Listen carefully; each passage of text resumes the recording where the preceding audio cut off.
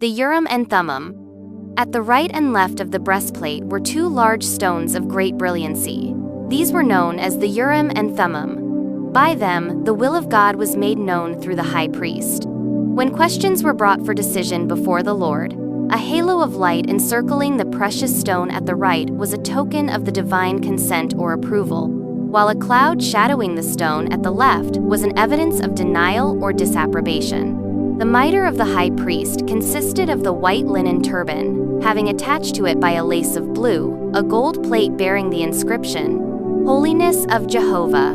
Everything connected with the apparel and deportment of the priests was to be such as to impress the beholder with a sense of the holiness of God, the sacredness of his worship, and the purity required of those who came into his presence.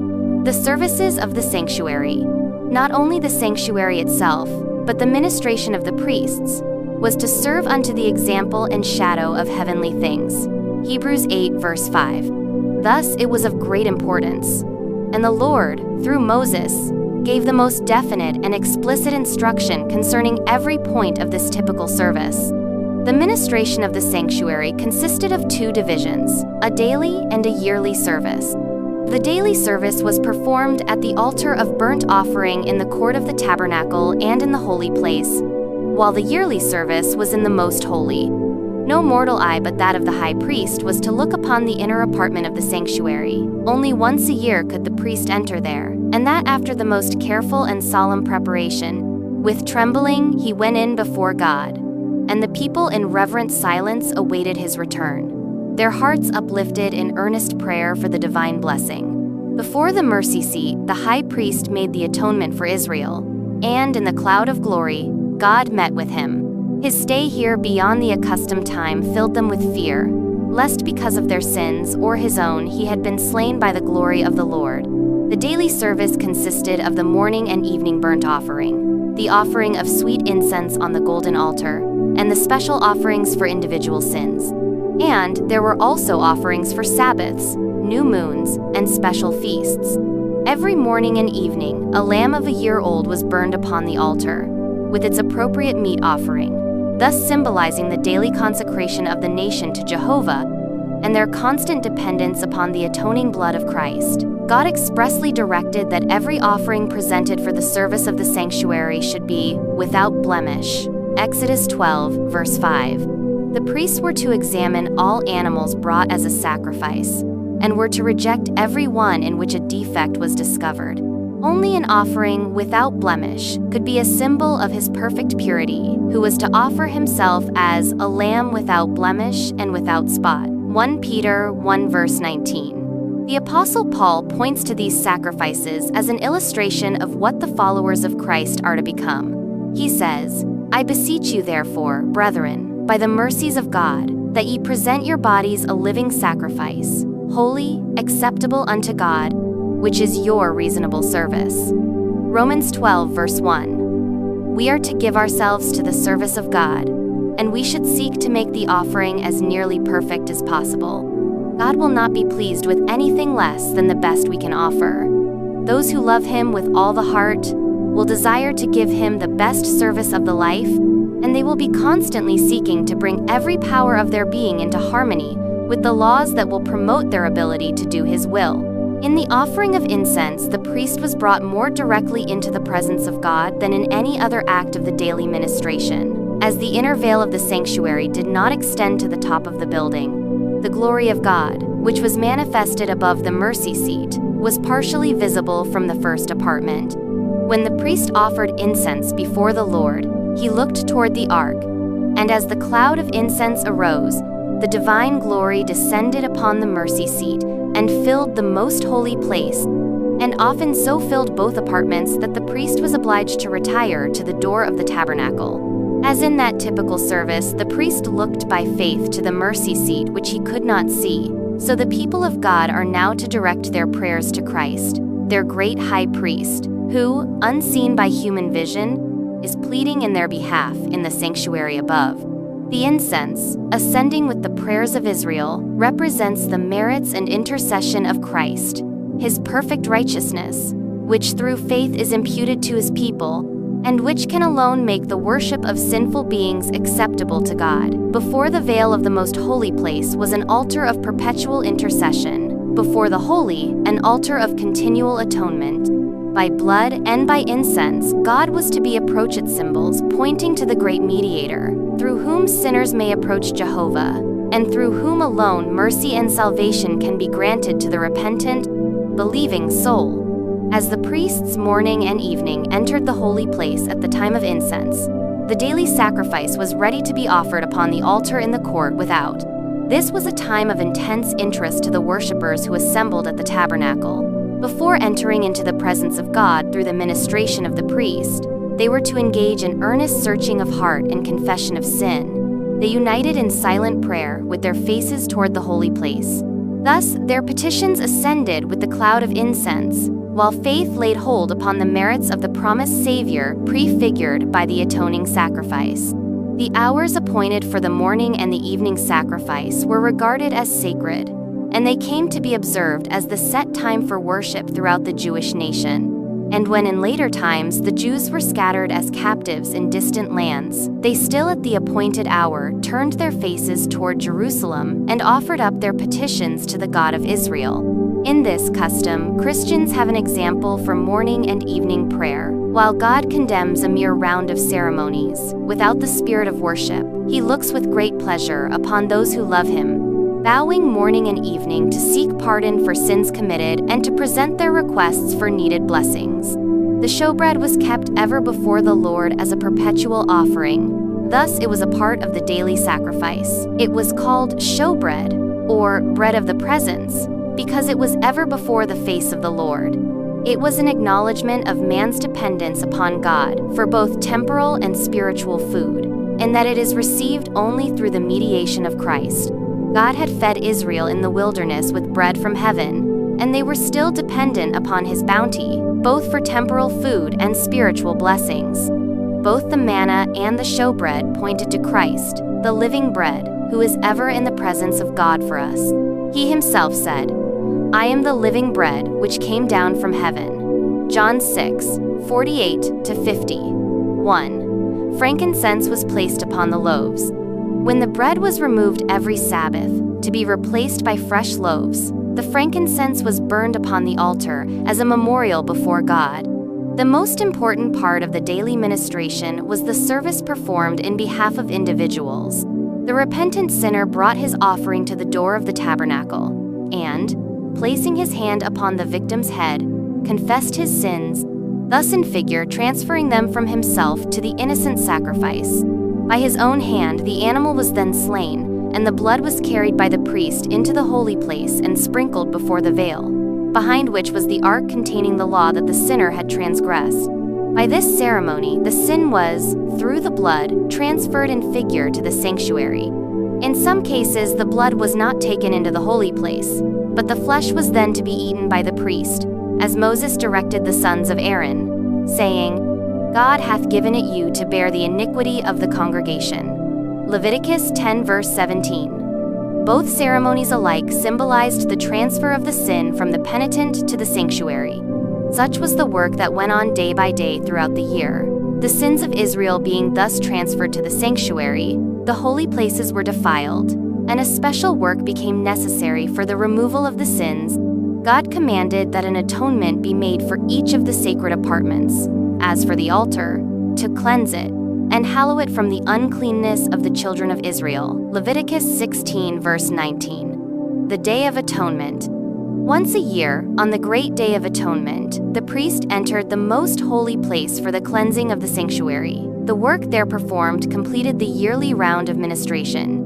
On the Day of Atonement, 2 kids of the goats were brought to the door of the tabernacle, and lots were cast upon them, 1 lot for the Lord, and the other lot for the scapegoat.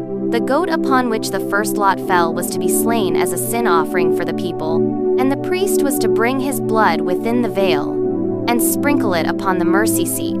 And he shall make an atonement for the holy place, because of the uncleanness of the children of Israel, and because of their transgressions and all their sins. And so shall he do for the tabernacle of the congregation, that remaineth among them in the midst of their uncleanness.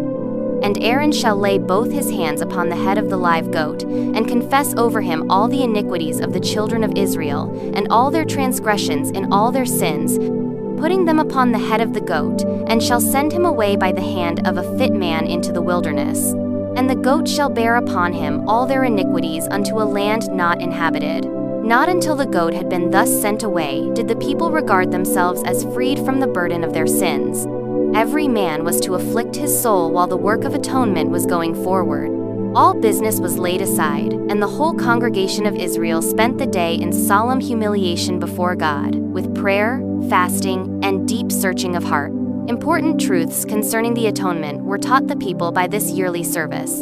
In the sin offerings presented during the year, a substitute had been accepted in the sinner's stead, but the blood of the victim had not made full atonement for the sin. It had only provided a means by which the sin was transferred to the sanctuary. By the offering of blood, the sinner acknowledged the authority of the law, confessed the guilt of his transgression, and expressed his faith in him who was to take away the sin of the world. But he was not entirely released from the condemnation of the law. On the Day of Atonement, the high priest, having taken an offering for the congregation, went into the most holy place with the blood, and sprinkled it upon the mercy seat, above the tables of the law. Thus the claims of the law, which demanded the life of the sinner, were satisfied. Then, in his character of mediator, the priest took the sins upon himself, and, leaving the sanctuary, he bore with him the burden of Israel's guilt. At the door of the tabernacle, he laid his hands upon the head of the scapegoat and confessed over him all the iniquities of the children of Israel, and all their transgressions and all their sins, putting them upon the head of the goat. And as the goat bearing these sins was sent away, they were, with him, regarded as forever separated from the people. Such was the service performed, unto the example and shadow of heavenly things. Hebrews 8, verse 5. A figure of things in the heavens. As has been stated, the earthly sanctuary was built by Moses according to the pattern shown him in the mount. It was a figure for the time then present, in which were offered both gifts and sacrifices. Its two holy places were patterns of things in the heavens.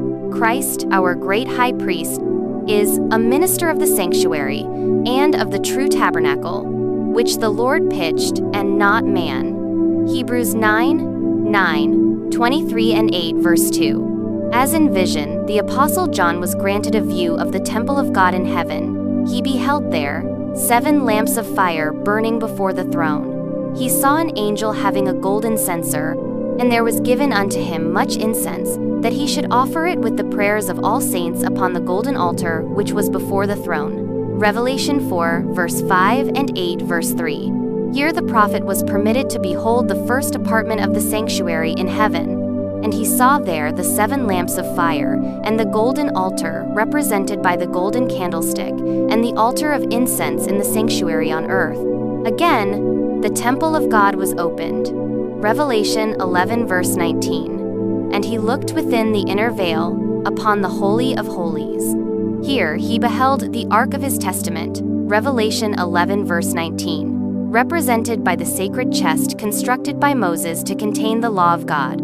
Moses made the earthly sanctuary, according to the fashion that he had seen. Paul declares that the tabernacle and all the vessels of the ministry, when completed, were the patterns of things in the heavens. Acts 7, verse 44, Hebrews 9, 21, verse 23. And John says that he saw the sanctuary in heaven. That sanctuary, in which Jesus ministers in our behalf, is the great original, of which the sanctuary built by Moses was a copy.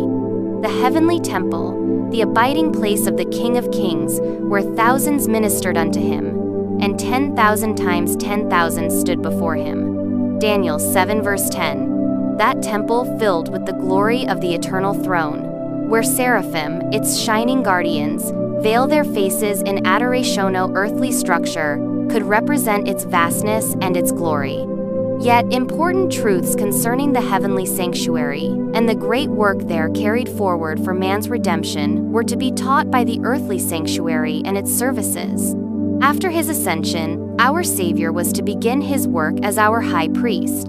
Says Paul, Christ is not entered into the holy places made with hands, which are the figures of the true, but into heaven itself, now to appear in the presence of God for us. Hebrews 9 verse 24. As Christ's ministration was to consist of two great divisions, each occupying a period of time and having a distinctive place in the heavenly sanctuary, so the typical ministration consisted of two divisions, the daily and the yearly service, and to each, a department of the tabernacle was devoted. As Christ at his ascension appeared in the presence of God to plead his blood in behalf of penitent believers, so the priest in the daily ministration sprinkled the blood of the sacrifice in the holy place in the sinner's behalf. The blood of Christ, while it was to release the repentant sinner from the condemnation of the law, was not to cancel the sin. It would stand on record in the sanctuary until the final atonement. So in the type, the blood of the sin offering removed the sin from the penitent, but it rested in the sanctuary until the day of atonement, cleansed from the record of sin.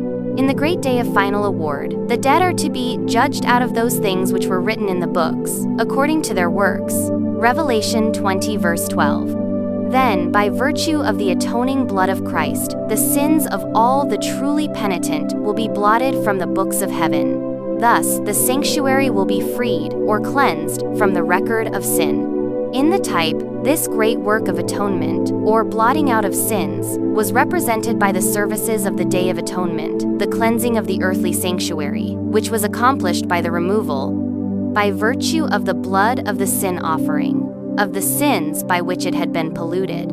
As in the final atonement, the sins of the truly penitent are to be blotted from the records of heaven, no more to be remembered or come into mind. So in the type they were borne away into the wilderness, forever separated from the congregation. Since Satan is the originator of sin, the direct instigator of all the sins that caused the death of the Son of God, justice demands that Satan shall suffer the final punishment. Christ's work for the redemption of men and the purification of the universe from sin will be closed by the removal of sin from the heavenly sanctuary and the placing of these sins upon Satan, who will bear the final penalty. So, in the typical service, the yearly round of ministration closed with the purification of the sanctuary and the confessing of the sins on the head of the scapegoat. Thus, in the ministration of the tabernacle and of the temple that afterward took its place, the people were taught each day the great truths relative to Christ's death and ministration. And once each year, their minds were carried forward to the closing events of the great controversy between Christ and Satan, the final purification of the universe from sin and sinners. Patriarchs and Prophets, 343 to 358.